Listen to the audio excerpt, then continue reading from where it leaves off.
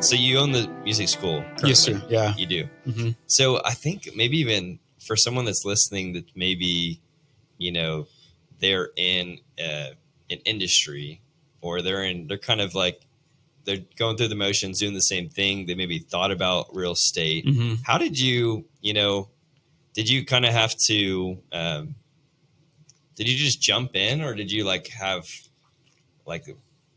was there this cathartic moment? Yeah. Was there a moment? Did something happen? So kind of the first thing that happened is our music school grew. And in 2013, we needed space. And I wasn't financially in a position to purchase anything. So we ended up leasing. Okay. And I did the math on that. And I could have paid off a house in 5 years with what I was paying on that commercial lease. Goodness. And I learned pretty quick. I was probably on the wrong side of the business. If you learn it, if you ever see the founder, the McDonald's story, that's a story about real estate. That's a real estate story.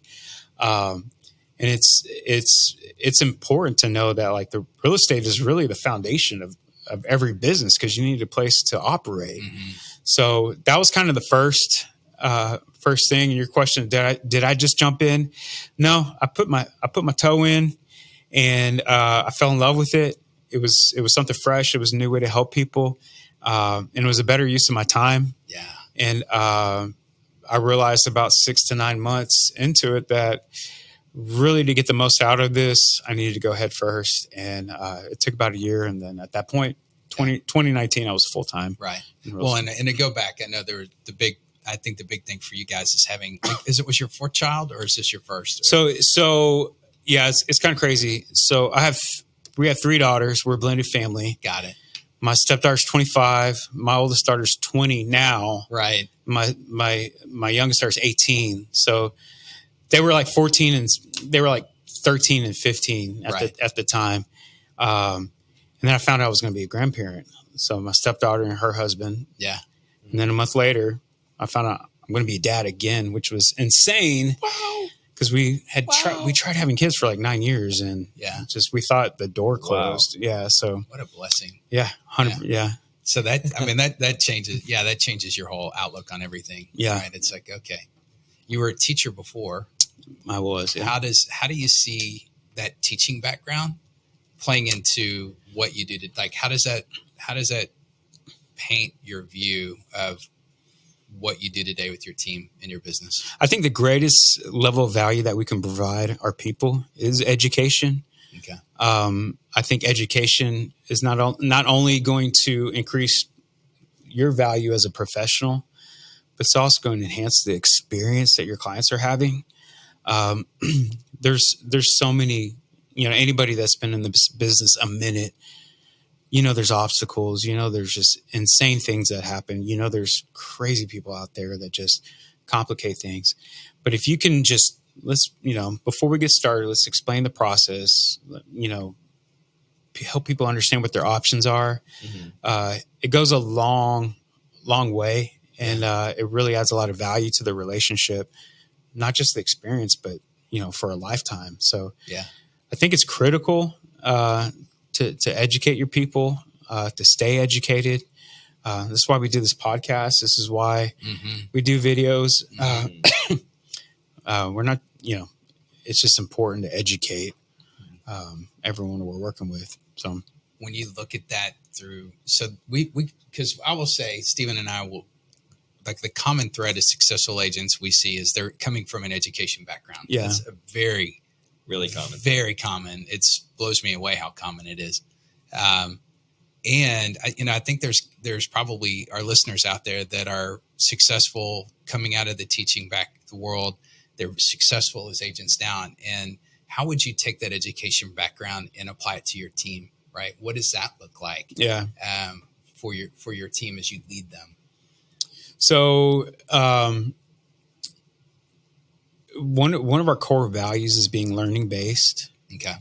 And so one of the things I look at when I'm interviewing people is if they're reading books, because not all, the phrase, not all readers are leaders, but all leaders, they're reading books. All leaders are readers. Mm-hmm.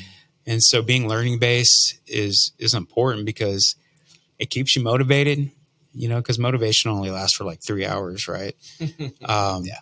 But it also, it keeps you informed, and there's only so much knowledge and experience that I can impart on other people.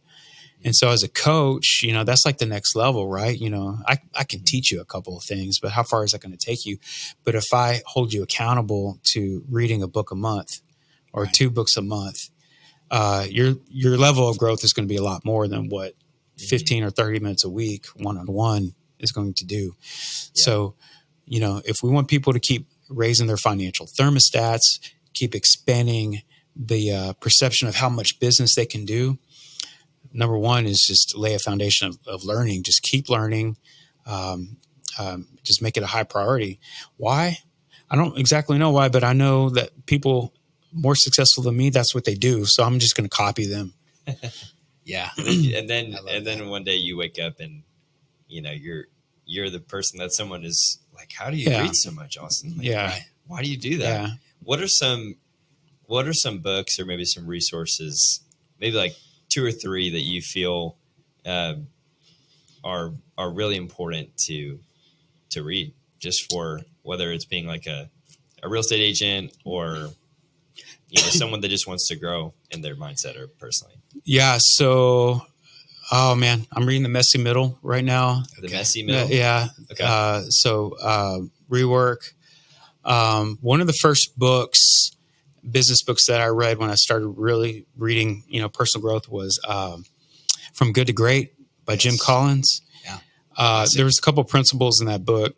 So I listened to that book and I remember pulling over on the side of the road and be like, I got to write this down. This is such great stuff. The principles behind leadership and developing talent. And so that would be definitely a big one.